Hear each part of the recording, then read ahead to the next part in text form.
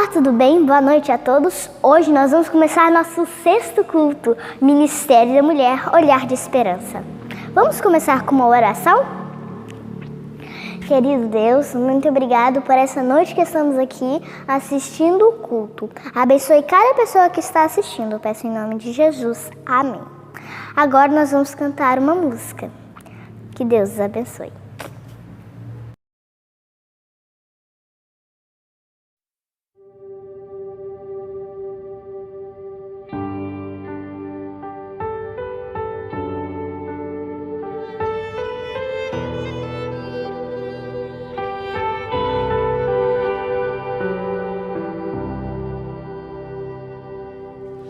Mais importante que sonhar é entender teus planos, teus sonhos realizar.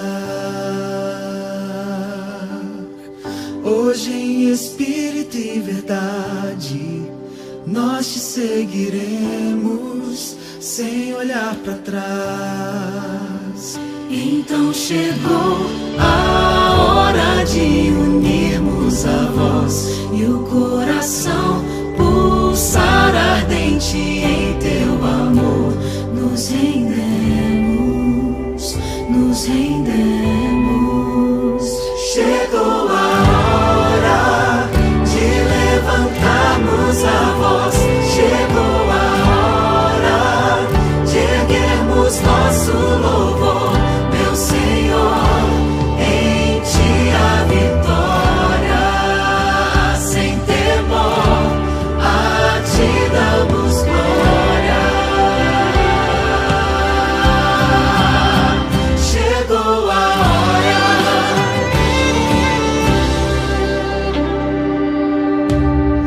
Deixamos tudo para trás, temos novo rumo e verdadeira paz.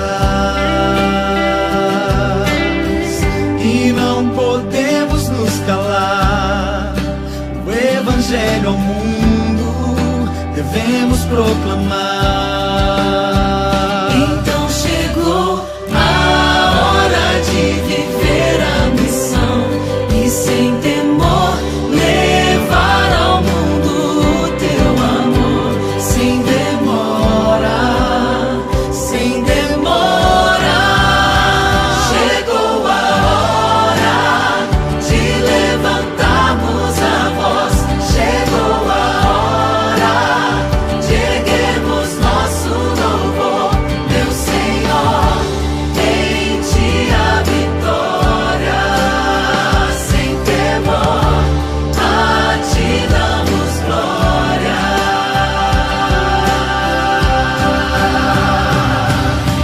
Glória, glória, aleluia. Nosso Rei em breve virá, Ele em breve virá. Glória, glória, aleluia. Vem e reina neste lugar, reina neste lugar. Glória, glória, aleluia. Nosso Rei em breve virá, Ele em breve virá. Glória, glória, aleluia. Vem e reina neste lugar, reina neste lugar. Chegou a hora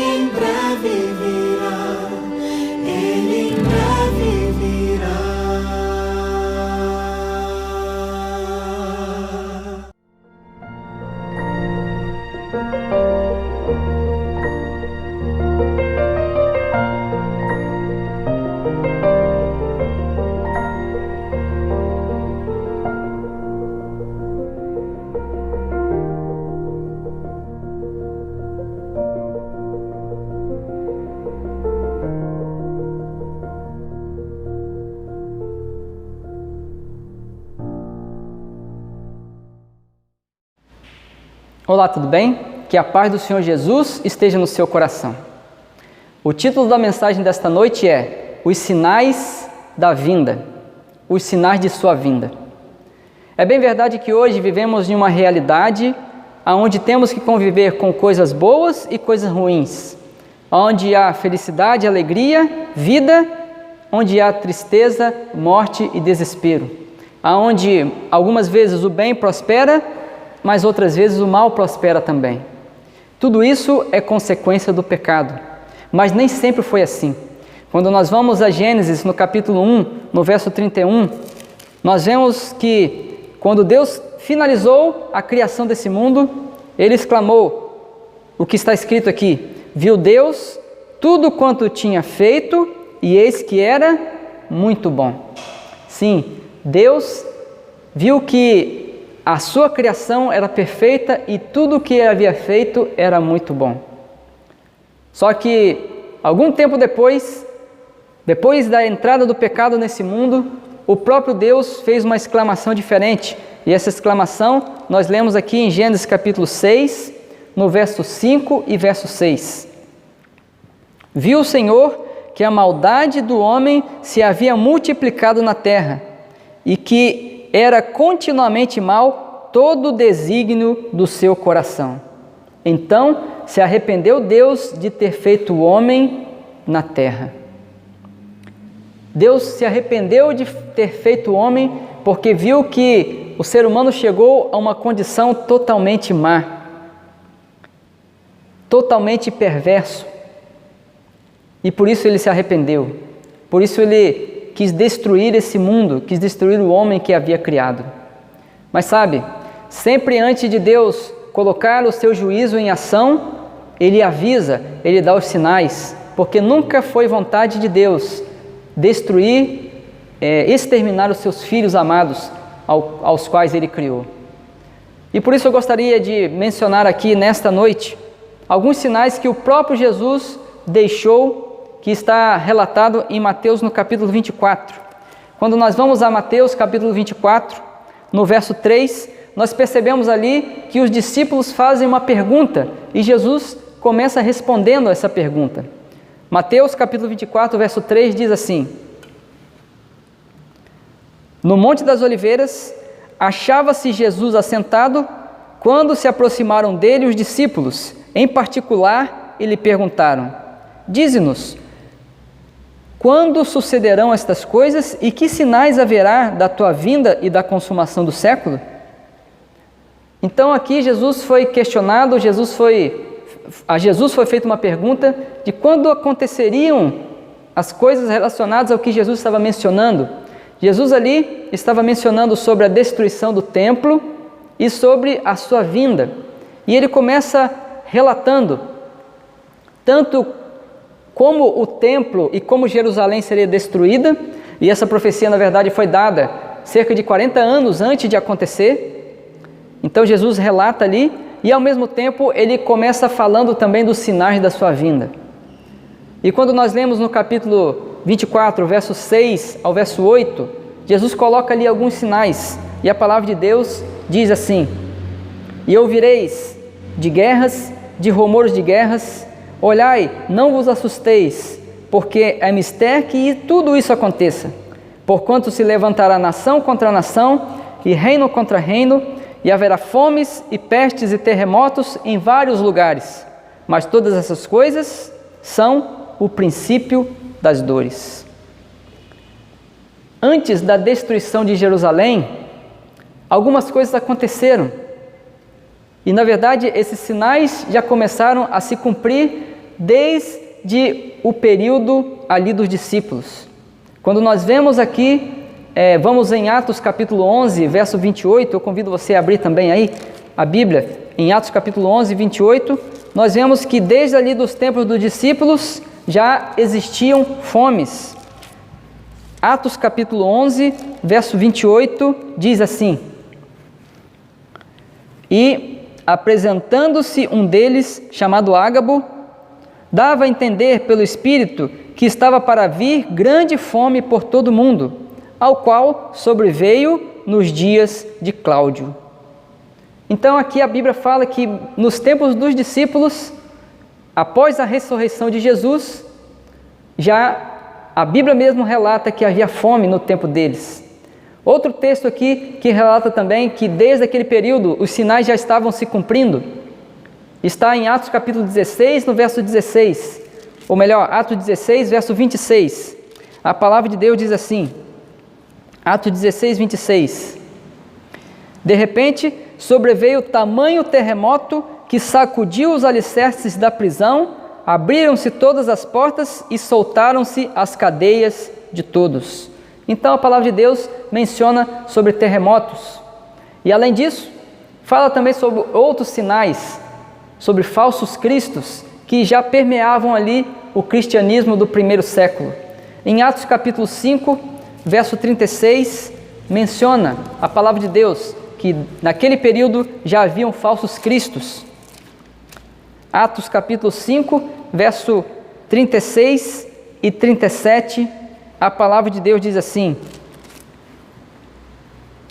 porque antes destes dias se levantou Teudas, insinuando ser ele alguma coisa, ao qual se agregaram cerca de 400 homens, mas ele foi morto, e todos quantos lhes prestavam obediência se dispersaram e não deu em nada. Depois deste, levantou-se Judas, o Galileu, nos dias do recenseamento, e levou a muitos consigo. Também este pereceu, e todos quantos lhe obedeciam foram dispersos. Então a palavra de Deus menciona que desde o primeiro século já haviam também falsos cristos, ou seja, um cenário bem semelhante ao que Jesus havia predito através dos seus sinais, através dos sinais que iriam acontecer, que deveriam acontecer antes da volta de Jesus.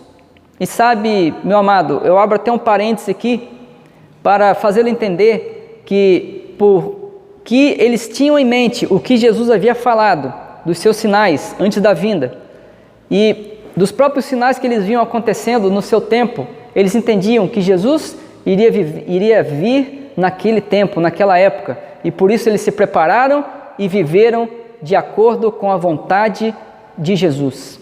Deu para entender? Eles viviam, ansiavam pela volta de Cristo e viveram vendo os sinais, entendendo que Jesus estava próximo de voltar e vivendo o Evangelho e dando a vida por esse Evangelho. Fecha parêntese. Agora, como entender quando Jesus realmente virá? Porque se os sinais já estão acontecendo desde aquela época, qual a diferença entre os sinais hoje e os sinais daquela época e os sinais de hoje? Ora, um dos sinais também, ou na sua fala ali, em relação à destruição do templo e os sinais da sua vinda, Jesus menciona também a questão dos dias de Noé. Vamos ler aqui no Evangelho de Mateus novamente, no capítulo 24, agora vamos ler ali o verso 38 e 39, a palavra de Deus diz assim, vamos ler o verso 37, 38 e 39. Pois assim como foi nos dias de Noé, também será a vinda do Filho do Homem. Porquanto, assim como nos dias de Noé, anteriores ao dilúvio, comiam e bebiam, casavam e davam-se em casamento, até que ao dia de Noé entrou na arca. E não a perceberam, senão quando veio o dilúvio e levou a todos. Assim será também a vinda do Filho do Homem. Então aqui Jesus faz uma comparação com o que aconteceu nos dias de Noé, com o que acontecerá no dia da sua vinda. Ou seja, o sinal foi dado nos dias de Noé. As pessoas não se aperceberam porque continuaram vivendo a sua vida tranquilamente como se nada fosse acontecer. Não se prepararam, não acreditaram e foram destruídos, foram mortos. Se nós analisarmos um pouquinho da história de Noé, a palavra de Deus menciona em Gênesis capítulo 6, no verso 9, que Noé não era uma pessoa normal ou uma pessoa comum. Noé era diferente. não porque ele não era semelhante aos outros, não. Ele era uma pessoa pecadora também tinha suas lutas, também errava contra Deus e tinha que pedir perdão, mas Noé aprendeu a andar com Deus. Gênesis capítulo 6, verso 9 diz assim: eis a história de Noé. Noé era homem justo, íntegro entre os seus contemporâneos, e Noé andava com Deus. Noé aprendeu a andar com Deus, e andar com Deus, meu amado, nada mais é que ter intimidade com Deus. É literalmente andar como se Jesus estivesse ao lado, Jesus sendo o guia, Jesus dando a direção e nós seguindo ali ao seu lado. Noé aprendeu a fazer isso, tanto é que Deus o chamou para uma coisa extraordinária que nunca havia acontecido, que foi construir uma arca por causa de um dilúvio. Eles não sabiam o que era dilúvio ainda, na verdade nem chovia naquela época, assim como chove hoje, mas Noé decidiu acreditar. Noé teve fé suficiente e a sua fé o levou à ação. Tanto é que ele gastou todo o seu tempo, desprendeu ali de todos os seus recursos, deixou de lado os seus sonhos durante 120 anos para viver o sonho de Deus. E não só ele, também os seus filhos e também a sua esposa. Então Noé teve fé em acreditar na vontade de Deus. Quando nós lemos o livro Patriarcas e Profetas, na página 56, nós lemos assim, que Matusalém, Noé e muitos outros trabalhavam para conservar vivo o conhecimento do verdadeiro Deus e conter a onda dos males morais. Exatamente, não só Noé foi achado justo naquela época, mas também outros contemporâneos, como Matusalém, que estavam ali e que viviam a vontade de Deus, acreditavam em Deus e eram contra aquela onda de corrupção e de imoralidade que acontecia já nos tempos de Noé.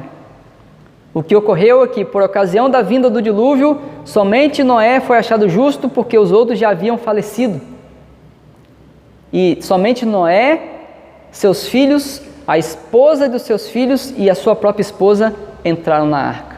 Agora, o que me chama a atenção é que Noé foi um que teve fé, mas que colocou a sua fé em prática.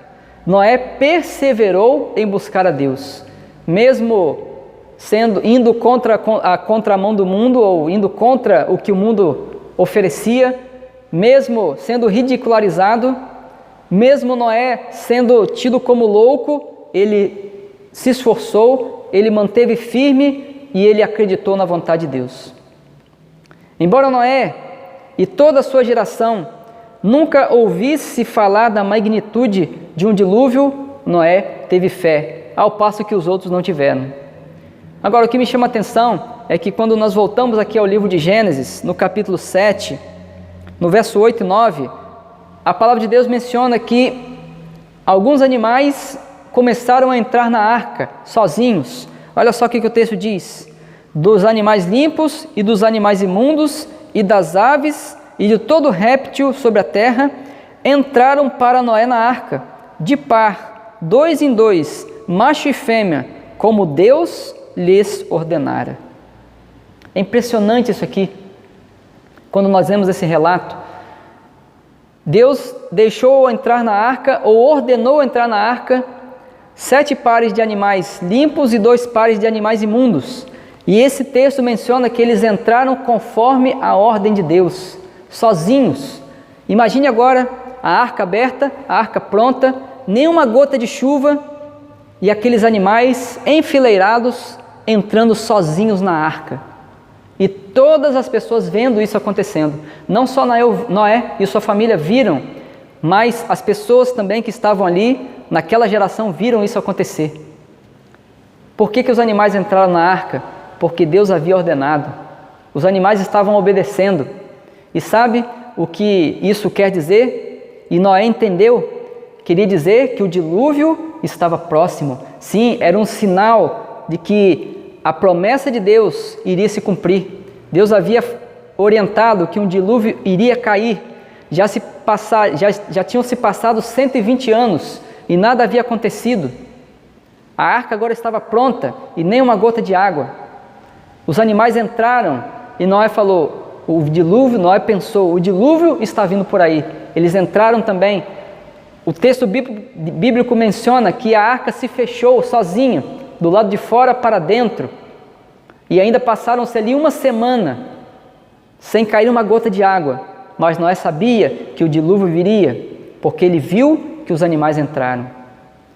Conta a história que as pessoas lá de fora, as pessoas que não acreditaram, por mais espantados a princípio que eles ficaram com os animais entrando na arca sozinhos, com as suas vãs filosofias e os seus estudos, eles começaram a interpretar o porquê que aqueles animais haviam entrado na arca. E sabe, meu amado, infelizmente isso acontece hoje ainda. Deus faz os seus milagres, Deus dá os seus sinais e as pessoas, com o seu próprio entendimento humano, têm interpretado equivocadamente o que está acontecendo. Sabe, meu amado, minha amada, Jesus muito em breve vai voltar nas nuvens dos céus. E os sinais têm demonstrado que isso irá acontecer muito em breve.